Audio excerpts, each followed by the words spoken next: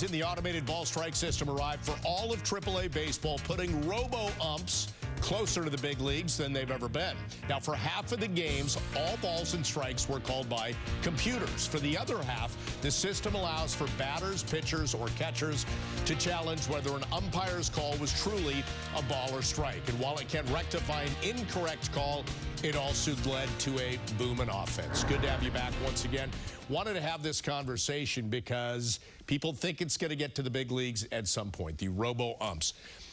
Jack, based on what they did last year at AAA, half of the games, you got to live by the computer, die by the computer. Half, you get to challenge, you get to do that.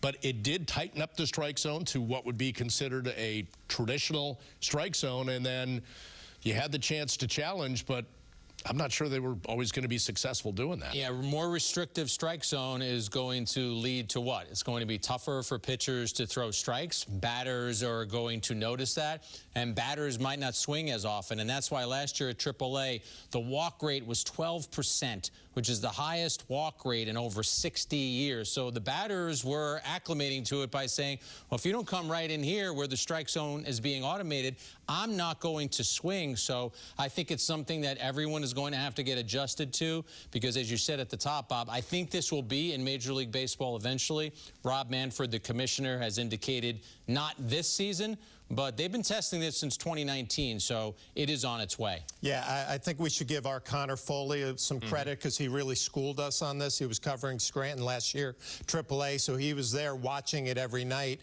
And he said that, you know, the games, there was more offense with the more walks that Jack was talking about, but is that exciting for the game? We've done a great job bringing the pace of the game and the time of the game down. Would that add to that? It's probably a different argument. But you guys know how I feel about this. One of my favorite things as a catcher was going out behind home plate and having your starting pitcher try to figure out the strike zone of that umpire on that particular night. I know those days are gone, but I think that the whole relationship between a pitcher, catcher, umpire, framing, maybe stealing some strikes during the course of a game, I think of it from a catching perspective, that would completely go away. And Manfred has talked about that in interviews. As you move forward and talk about an automated ball strike system, there have been two versions that they've talked about. One would be that they call every ball and strike, and the umpire is only there with an earpiece to communicate what happened. The other one would be you would retain the umpires,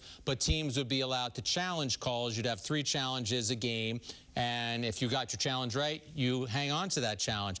To Flash's point, if you suddenly went with the one version where the ABS system was just the umpire had no role, pitch framing is abolished. It doesn't matter. It doesn't mean anything.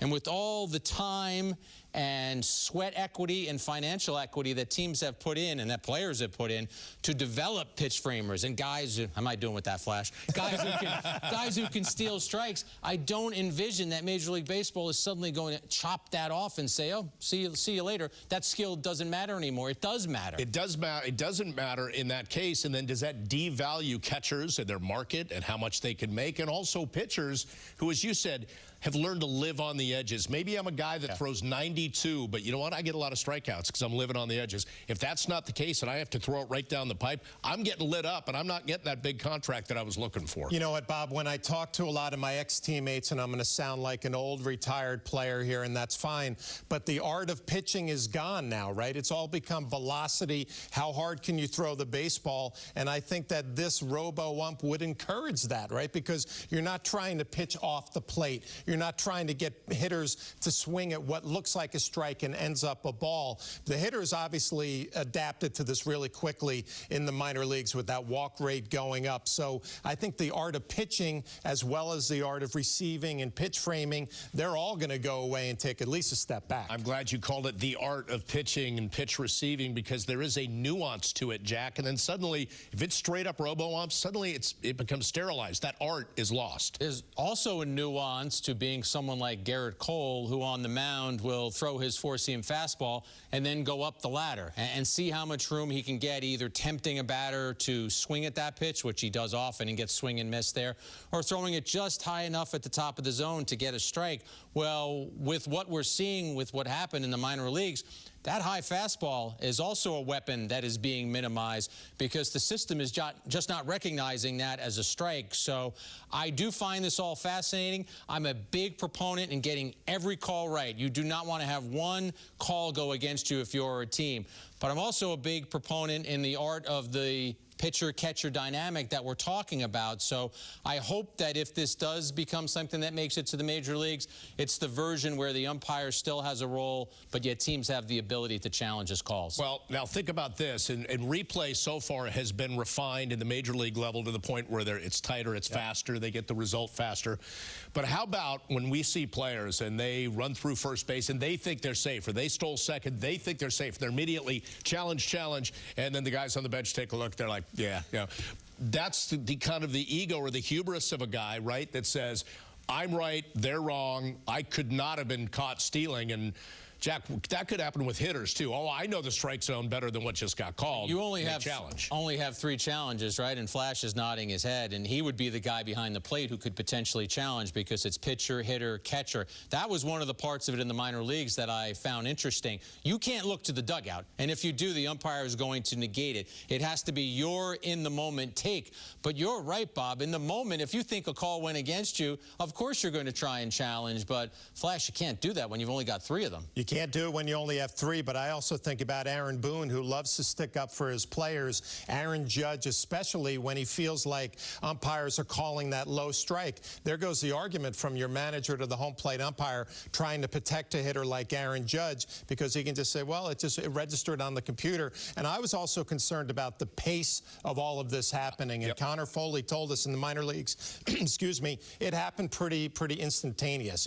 It didn't take a whole lot of time. The fans actually were interested in up on the scoreboard how they would show the location of the pitch and if it hit the strike zone or not. So as long as it's happening quick, I guess that would be one positive for it. There are some videos on YouTube that Seth Rothman, one of our graphics people, talked about that it's quick. It's 15 seconds or so, and they're able to give you that result. But, yeah, it's something that is coming in baseball, and we've had the elimination of shifts, we've had the bigger bases, we have the pitch clock, and it's up to the players to get adjusted to it.